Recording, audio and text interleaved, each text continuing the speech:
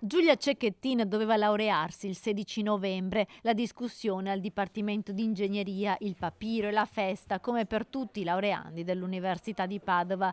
Giulia però quel 16 novembre non varcò mai il cancello del Dipartimento di Via Gradenigo al Portello. Il suo assassino, Filippo Turetta, l'aveva già uccisa negandole quel traguardo che tanto sognava. Giulia però quella laurea la riceverà con tutti gli onori nell'aula magna del Bo, la stessa aula dove parlò Galileo Galilei, dove ogni anno si rinnova il rito solenne dell'inaugurazione dell'anno accademico.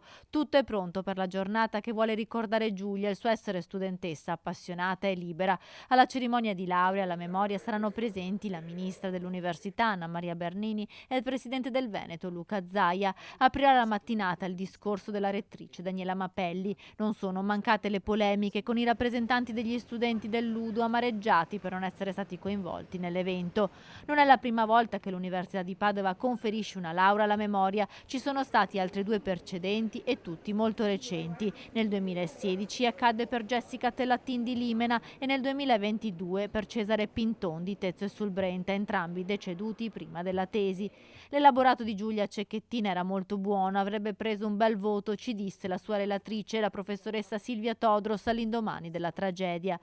Oltre alle borse di studio in memoria di Giulia, finanziate con fondi PNRR, il Dipartimento di Ingegneria dell'Informazione dell'Università di Padova, per ricordare la studentessa, ha istituito 10 premi di laurea da 1.000 euro ciascuno, riservati alle studentesse che conseguono il titolo di laurea nei corsi di laurea triennale del DEI negli anni accademici 2023-2024 e 2024-2025.